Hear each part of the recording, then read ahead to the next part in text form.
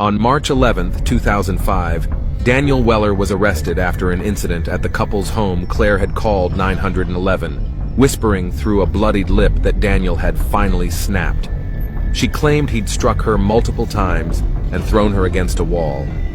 The emergency operator noted her voice was trembling, scared, but oddly calm. When officers arrived, Claire's injuries were visible. Daniel was found in the garage, sitting on the cold concrete floor, hands bloody, not resisting. He claimed she was lying, that they had fought, yes, but that he never touched her. She wants out, he said during the interrogation. She wants me gone, and this is her way out.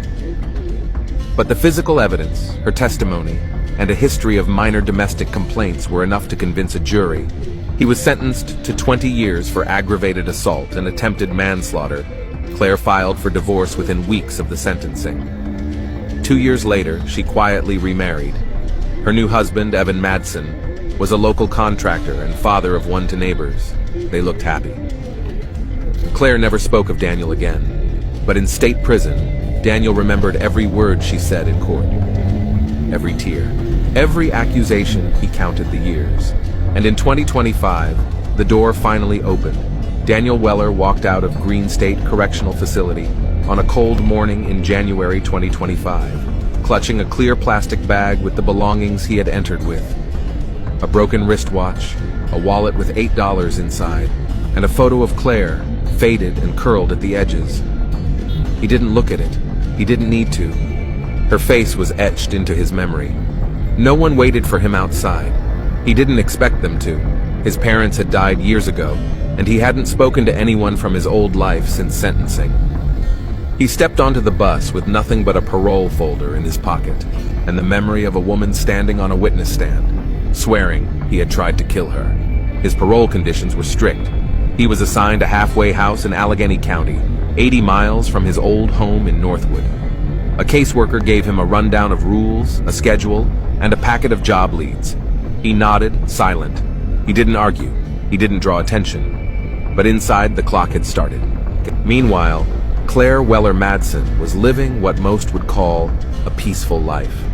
She had left teaching and now worked in the administrative office at the local community college. Her husband, Evan, was running a small remodeling business. They had no children together, but Evan's teenage son from a previous relationship lived with them on weekends. Their house was modest, a split level on Cedar Drive, less than 5 miles from where Claire had once lived with Daniel. She never mentioned Daniel. Not to Evan, not to friends. It was like she had erased that part of her life, boxed it up and locked it away. But the truth was, she checked the parole board schedule every year. She knew the earliest Daniel could get out. She marked it in her calendar every January, though she told no one. When the date passed without incident, she exhaled. Maybe he'd moved on. Maybe prison had changed him. Maybe 20 years had buried his rage. But Daniel hadn't forgotten the halfway house on Grant Avenue wasn't much more than a run-down brick building with flickering hallway lights and beds that creaked with every breath. Daniel kept his space neat. He rose early, swept the floor, shaved every day. The staff noted his discipline, his silence. He attended his parole meetings, applied for jobs, and nodded politely to counselors. But at night, when the house grew quiet, he stared at the wall with hollow eyes. In prison, Daniel had learned to wait. He read law books, obsessively. He filed and refiled appeals. He studied Claire's testimony, memorized the words she used. He said I'd never leave him alive. He punched me, then grabbed me by the throat. He read it again and again. The phrasing, the tone, the tears, it played like a rehearsed monologue in his mind. He wrote letters he never sent, some calm, some furious. At one point in 2011, he had even drafted a confession, just to see how it felt. But he never signed it. Now, 2 weeks out, he was already watching. He'd searched Claire's name online at a local library terminal, confirming her address through property records. She still lived in Northwood, still used her maiden name professionally, Claire Weller Madsen.